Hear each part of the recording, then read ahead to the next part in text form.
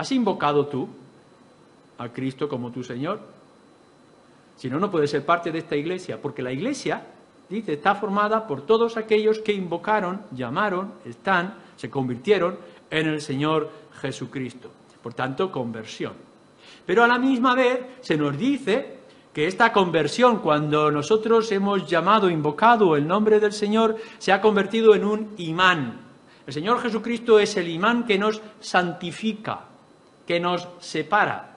En el momento mismo que nosotros hemos puesto nuestra confianza, la fe, en el Señor Jesús, Él es el centro de todo, hemos comprendido que toda la obra del Padre, toda la posibilidad de redención, toda la edificación está en Cristo y nosotros le hemos llamado para que Él sea nuestro Salvador y nuestro Señor. No solamente esto ha operado en nosotros, sino que nos hemos convertido en una atracción o hemos sido atraídos por nuestro Señor Jesucristo. Santificados, hemos sido apartados. Entre todas las personas y toda la multitud que hay en medio de nosotros, algunos de ellos hemos sido atraídos, dice el Antiguo Testamento, por unos lazos de amor, hemos sido atraídos por unas decisiones divinas que el Señor nos ha ido trayendo hacia sí y nos ha apartado de lo que es todo lo demás.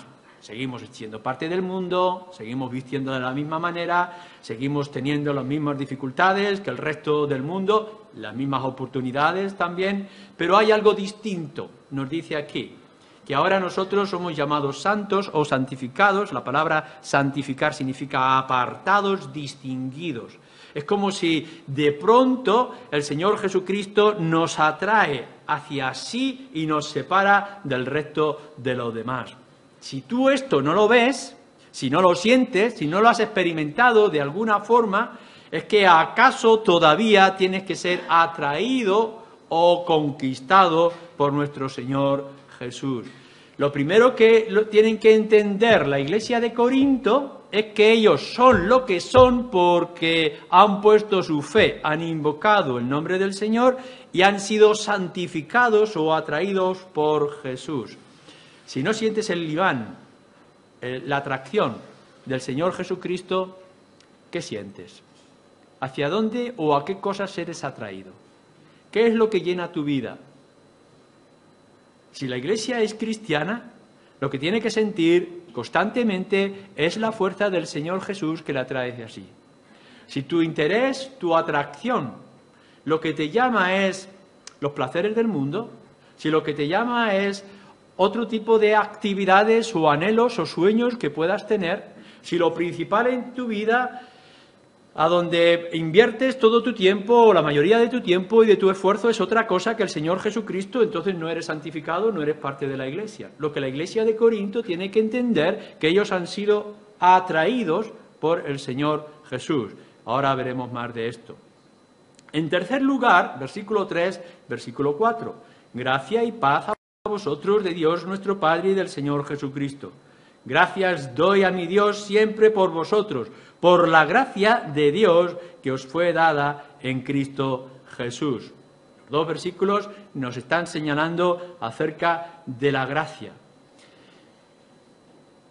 La gracia es un don gratuito de parte de Dios, lo analizaremos con más detalle porque es importante en el texto y también para nuestra vida.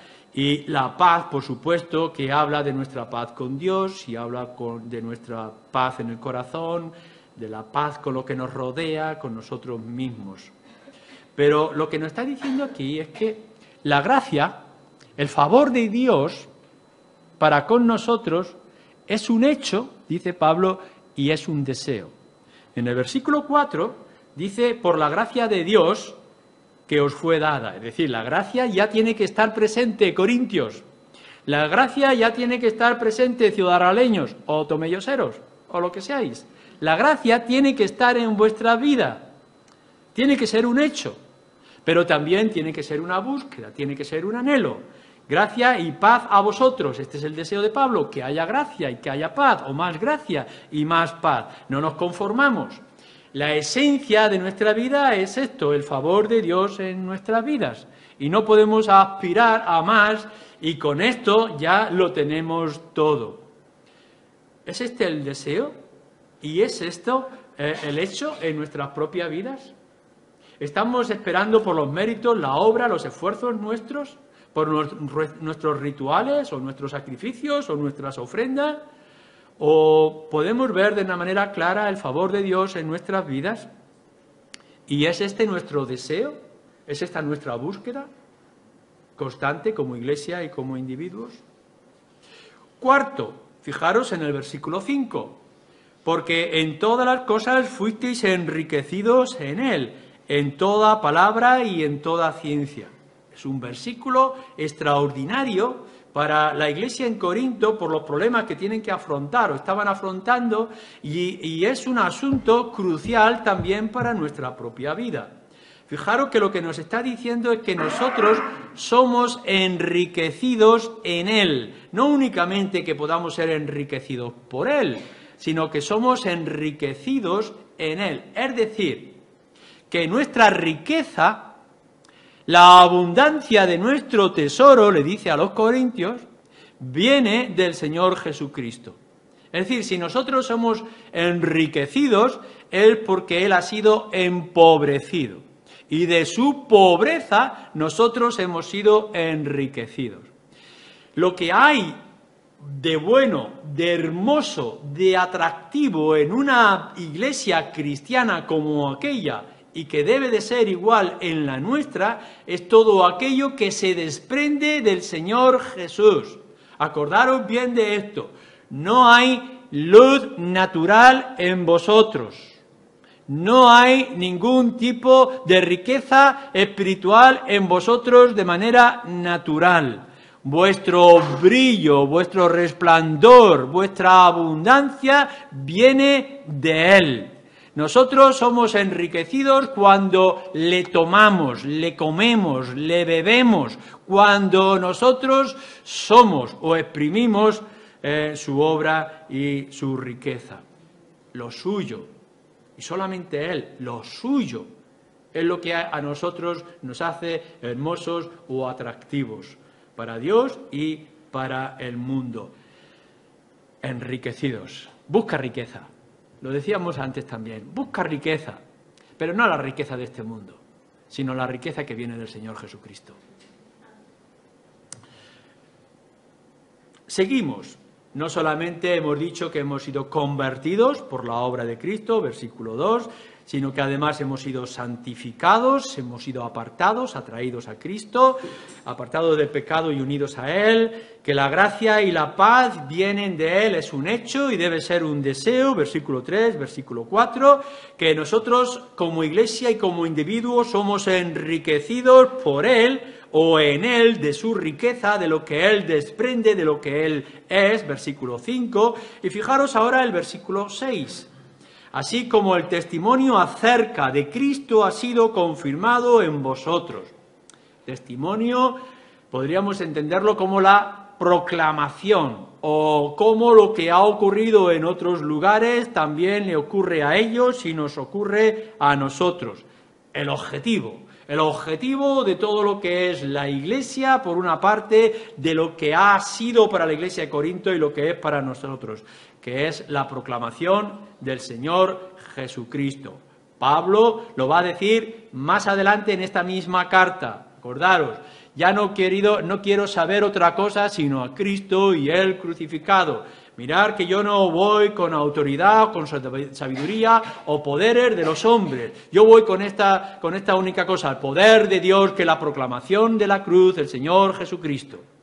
Por tanto, lo que nosotros tenemos que tener como un lenguaje constante, pesado, y pesado hasta la agonía para aquel que nos quiera escuchar, es que la proclamación que nosotros tenemos, el mensaje, tal como lo hemos recibido, del cual hemos mamado, es lo que ahora nosotros anunciamos y extendemos. Cristo, Cristo, Cristo. Cuando la gente pregunte qué anuncia, qué tiene, qué hace la Iglesia en la calle Santa Teresa, cuál es el sentir de ellos o cuál es su razón de ser, nosotros tenemos que decir constantemente Cristo. Este es nuestro testimonio, esta es nuestra proclamación, este es nuestro objetivo, anunciar y extender hasta la saciedad el nombre del Señor Jesucristo.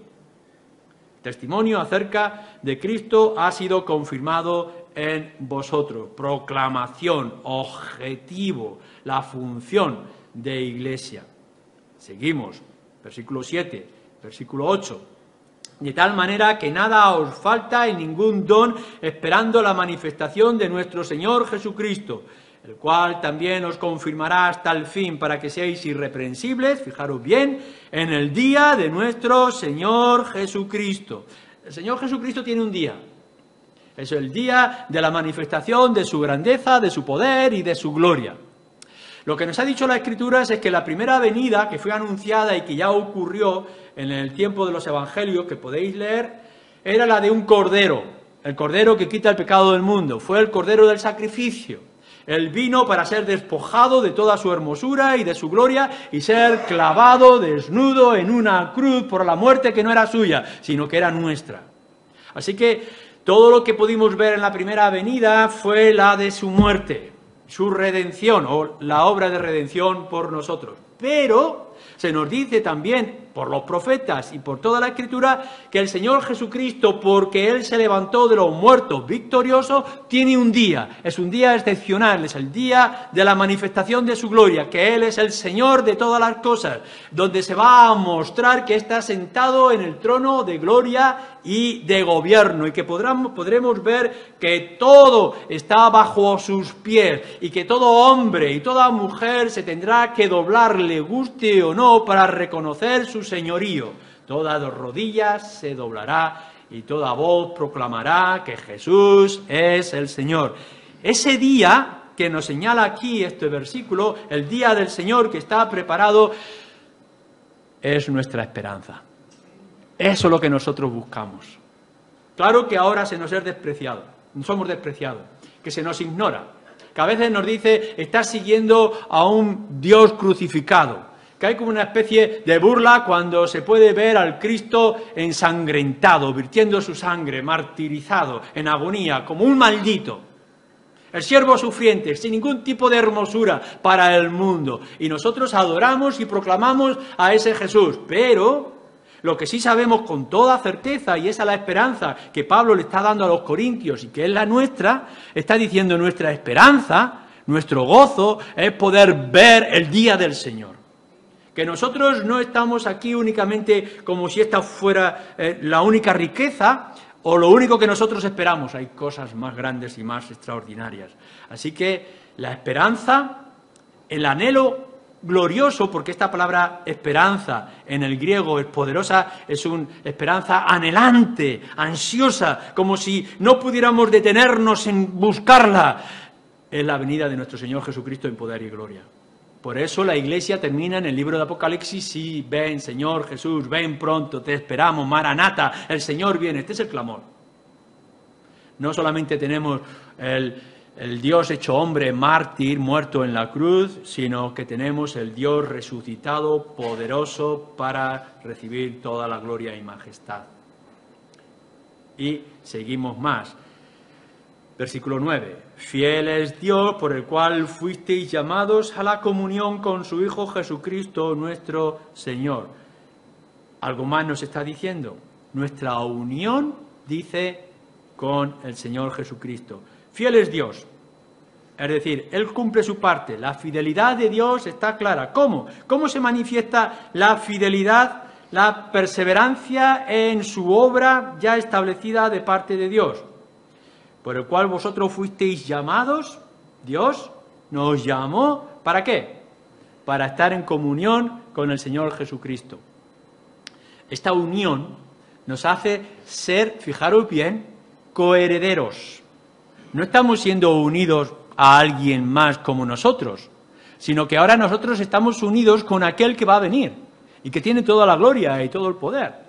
Que cuando Él reciba todos los reinos del mundo, nos dice en otra parte de las Escrituras, cuando Él se manifieste como el que es en realidad, con todo su esplendor y toda su gloria, nosotros seremos coherederos con Él. Eso es lo que nos está diciendo.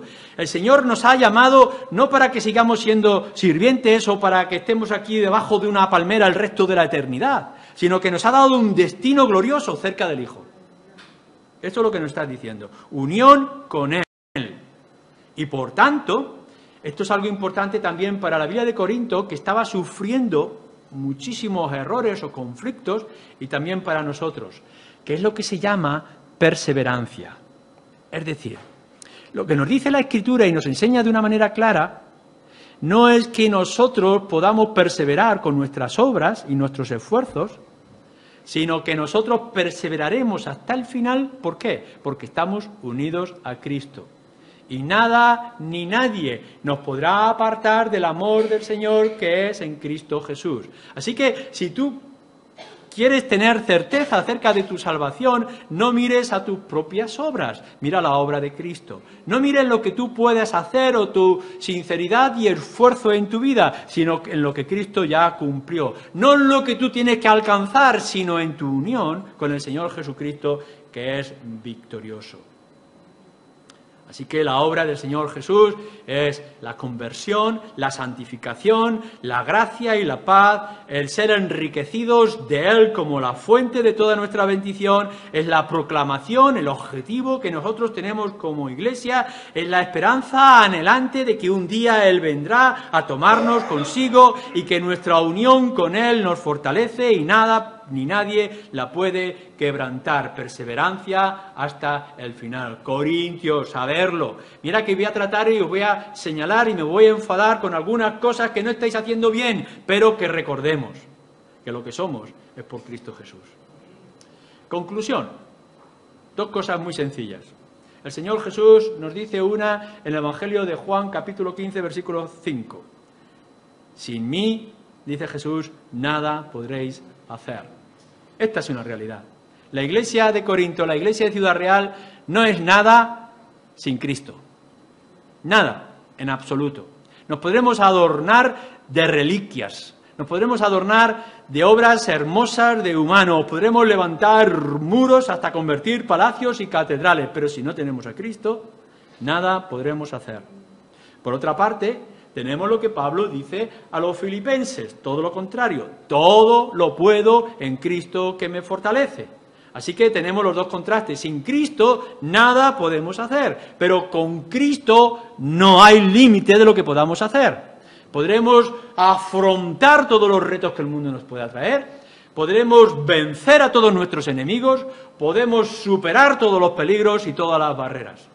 Esta es la realidad que se le está plasmando a la iglesia de Corinto y esta es la nuestra.